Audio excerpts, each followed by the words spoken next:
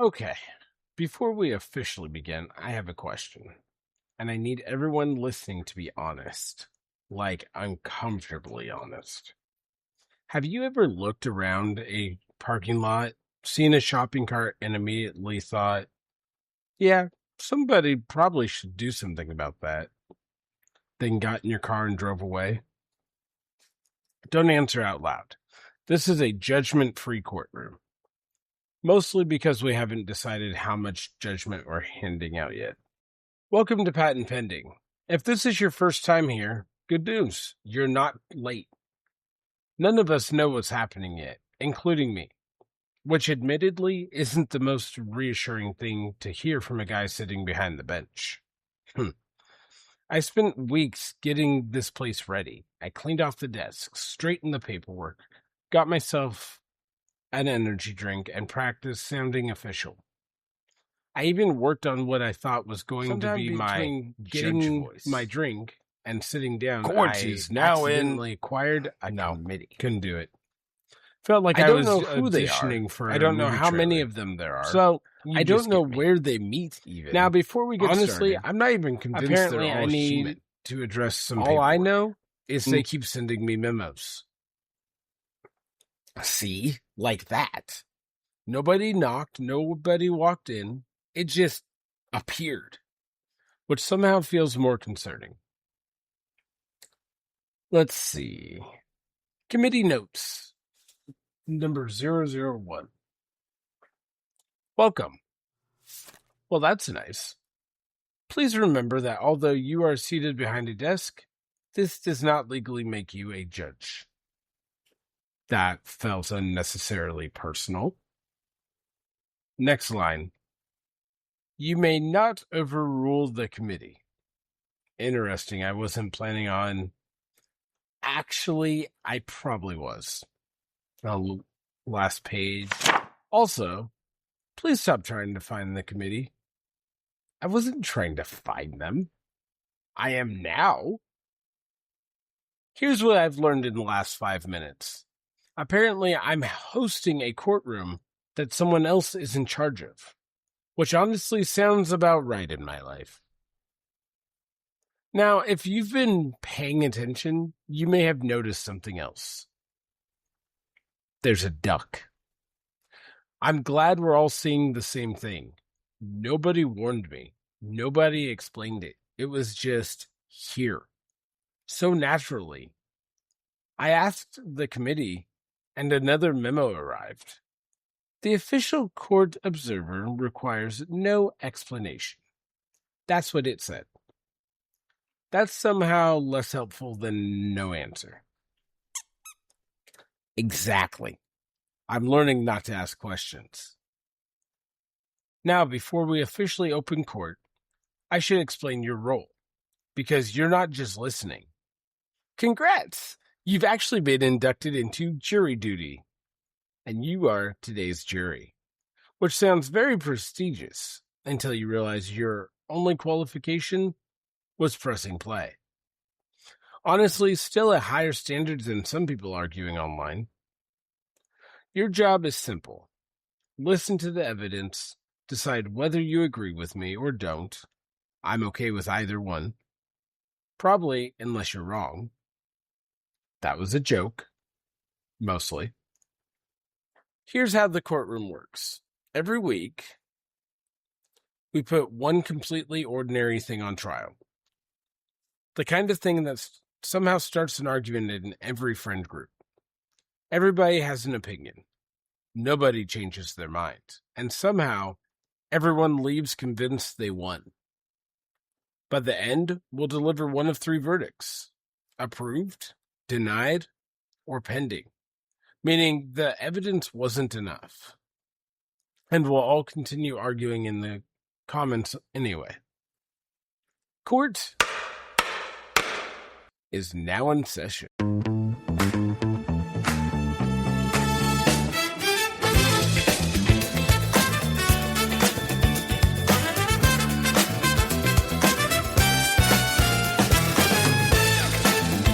Welcome back, jury.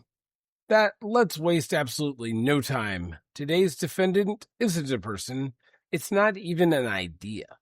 It's the humble shopping cart. And I know some of you are already thinking, really? A shopping cart? Yes, because I genuinely believe there are very few objects on Earth that reveal more about human nature than one of those wobbly metal baskets, which is a ridiculous sentence. I hear myself saying it. I know how it sounds, but stay with me, because this can't just be me. Have you ever grabbed a shopping cart, taken literally 2 steps, and immediately known, well, I picked the broken one? How? How do you know that fast? It's like the cart introduces itself. Hello, I'm Greg. My front left wheel hasn't worked since 2017. Good luck buying produce. And every grocery store has one. Not one chain, every store. It's like they all agreed. We need one cart that's just difficult. Not unusable, just inconvenient enough that halfway through the shopping, you start questioning your own coordination. You don't put it back either. No, you've already committed. Now you're steering this thing through the cereal aisle like you're docking a cruise ship. And somehow, every time you turn that corner, it drifts. You're fighting it. People are looking at you, and you look guilty. Like you broke the cart. Even though you know the cart came into this relationship with issues. You know what really amazes me? The shopping cart is one of the few things in life that people get irrationally passionate about. Mention it online, and suddenly everyone becomes either a philosopher or a defense attorney. Nobody's in the middle. It's either returning the cart is the bare minimum for civilization, or mind your business. There is no in between. Now, I have to be honest. When I started thinking about this case, I figured I'd have my verdict in about 5 minutes. Easy. Case closed, move on. But the more I thought about it, the more I realized the stupid little metal basket is somehow one of the greatest social experiments we've ever invented. And we didn't even mean to invent it. Somebody just wanted an easier way to carry their groceries through the store. Now it's apparently measuring the moral fiber of society. And that's a lot of pressure for something with one squeaky wheel. Actually, sidebar. Can we talk about the engineering of the shopping cart for a second? Who designed these things? Because I refuse to believe they were perfected. You ever notice every cart has one personality trait? There's the loud cart. You know, the one clack, clack, clack, clack. You haven't even made it through produce, and every employee in the building knows exactly where you are. Like they've pinpointed your GPS. You could be trying to quietly buy ice cream at 9 o'clock at night. Nope, you're announcing your arrival like royalty. Ladies and gentlemen, aisle 7 has been entered. Then you've got the cart that pulls left. Nobody talks about this one enough. You spend 40 minutes grocery shopping, accidentally looking suspicious, because the cart keeps drifting toward displays. You aren't trying to steal bananas. Your cart has political opinions. And then there's the Cadillac, the perfect cart. Smooth, quiet, straight. You push it one-handed, like you've finally made it in life. You ever get one of those, and suddenly you don't want to leave it? You start wondering, can I request this one next week? Do they take reservations? See, this can't just be me. Now, let's actually talk about the crime. Returning the cart. Or not returning the cart. Because everybody has a reason. I had kids. It was raining. I was parked too far away. I was in a hurry. Listen, I've used some of those, and I'm not pretending I've floated into every parking lot on angel wings. I'm just saying the excuses are fascinating. Because somehow the walk into the store doesn't bother anybody. You walk from the back of the parking lot, through the rain, past 17 SUVs carrying reusable bags without saying a word. But the walk back with an empty cart, apparently that's impossible. It's amazing how quickly that 20 feet becomes absolutely not. Oh, we just got another letter. Hold on. Let's see. Committee notice number 002. The committee requests that acting judge stop referring to the shopping carts as moral fiber detectors. All right, that's fair. The committee also reminds the court that one committee member has been known to leave a cart outside the corral. Interesting. So we've got corruption. I'm not naming names, mostly because I'd like to survive to case number 2. Now here's where I get stuck, because is returning the cart really about the cart, or is it about what we do when nobody's paying attention? That's why this topic keeps coming back. It's not because people care about carts. It's because everybody thinks the cart says something about your character. And whether it actually does, well, that's today's case. Here's another thing. You know who I feel bad for? The employee whose entire shift is collecting shopping carts. Imagine pulling into work, asking your manager what you're doing today, and hearing parking lot for 8 hours. Rain, parking lot. Snow, parking lot. 98 degrees, still the parking lot. Meanwhile, half the customers are helping, and the other half are creating what they can only describe as shopping cart hide and seek. One behind a tree, one on a curb, one somehow in the mulch. How? How did it get there? Did the cart decide to retire? Even the official court observer has questions. Now, I know I've been ranting about this for a minute or two, but I do want to say there are exemptions. You have a young child or infant you can't safely leave alone in the car while returning the cart, or you have a disability or temporary injury that makes returning the cart difficult or unsafe. You're excused, absolutely excused. But the rest of you, I was too tired, someone gets paid to do it, I was in a hurry, it was only one cart, I left it next to a tree, I put it on a curb so it won't roll, the wind will probably take care of it.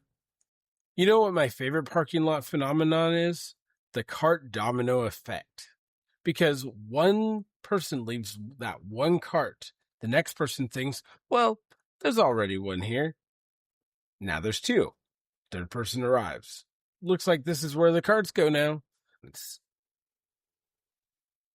There's an unauthorized cart colony forming between 2 minivans. Nothing planned it. Nobody organized it. It just happened. Human beings are fascinating. And here's the weird part. I don't actually get angry when I see it. I mostly just become curious. Every single person leaving that store has a completely different internal conversation. One person thinks, I'll put this back. It only takes a second. Another thinks, I'm sure someone gets paid to do this. Then someone else, I'll take it halfway. Which I appreciate the effort, but that's kind of like washing half your dishes. I don't know. Maybe I'm overthinking shopping carts. Actually, I am. There's absolutely no maybe about it. But that's what this courtroom is for. Taking tiny everyday things and giving them way more attention than they probably deserve. All right, jury, we've heard the evidence. We've examined the crime scene, which in this case is apparently every grocery store parking lot in America. We've questioned the engineering choices behind shopping carts. We've discovered that there's at least one corrupt member of the committee, and we've confirmed the duck still refuses to elaborate. I think we've made excellent progress. You know what's funny? When I first started thinking about this case, I thought there were only 2 kinds of people. The people who return the cart and the people who don't. But I don't actually think that's true anymore. I think there's about 37 kinds. We've got the immediate returner, The person who unloads the groceries, closes the trunk, immediately marches that cart back to the sacred mission. You know who you are. Honestly, I respect the consistency. Then you've got the negotiator. I'll return it if the cart corral is on the way. Fair enough. Reasonable. Then there's the optimist. The person who gently pushes the cart toward the corral from 20 feet away, like they're shooting for a free throw or practicing for bowling. Sometimes it goes in, most of the time. Now it's just a cart rolling across the parking lot at 12 miles an hour like a homing missile. You know somebody has absolutely done that while whispering, "Come on," like the cart could hear the encouragement. Then there's my favorite, the halfway helper. The person who pushes the cart about halfway across the parking lot, looks around, and decides, that's close enough. Close enough? That's like mailing half a letter. Oh no, another memo. They're busy today. Let's see. Committee note number 003. The committee reminds the acting judge that we are not accepting slow-motion reenactments of shopping cart free throws as evidence. Well, there goes Exhibit B. The second page says, also, Steve has requested permission to testify. Yeah, no, absolutely not. It's on this third page. The committee agrees. Finally, we're on the same page. You know, there's something I kept coming back to while writing this case. Nobody wakes up in the morning thinking, today, I'm going to become the villain of the grocery store parking lot. Nobody.